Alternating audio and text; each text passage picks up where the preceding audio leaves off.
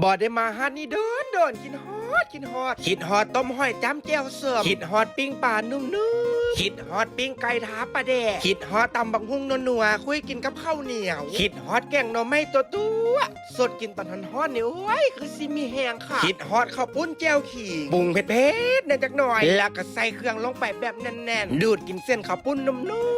มๆโคตรฟินเลยอีพ่ออีแม่เอ้ยและมื้อนี้ครูฮักนักเลงตอนก็จะพามาที่ห้านอาหารสวนกล้วยอยู่ที่บ้านดงคำสาขอบคุณแจวขิงห้านมื้อนี้จะเป็นสูตรเดียวกับบ้านห้อมเลยเด้อเพิ่นจะมีทั้งตูบด้านในและกระตูบแคมหนองมาช่วงแรงๆในบรรยากาศดีเลยได้ถ้าอยากได้ความเป็นส่วนตัวเพิ่นก็มีห้องคาราโอเกะให้เปิดแอร์เย็นสบายมานั่งกินข้าวปุ้นกินอาหารห้องเพลงม่วนๆได้เลยนอกจากปิ้งไก่ปิ้งปลาข้าวปุ้นแจวขิงแล้วก็มีเมนูแซ่บๆอีกหลากหลายบอกว่าจะเป็นต้มหอยนาไก่ทอดกระเทียมปิ้งเสือห้องให้พร้อมด้วยทอดเหือกและซิกเนเจอร์ที่พลาดไม่ได้เลยก็คือตำบักหุ่งพร้อมด้วยแกงหน่อไม้สดตอนฮ้อนๆนี่โอ้ยโคตรมีแห้งใครที่เห็นคลิปนี้แล้วท้องห้องหิวเข้ากับฟ้าไปจานรถเด้อห้านอาหารส่วนกล้วยเปิดบริการทุกมื้อตั้งแต่เวลา 9 โมงเช้าจนถึง 9 โมงแลงเบอร์โทรกับโลเคชั่นแมนแอดไซไว้ให้กล้องคอมเมนต์นะจ๊ะ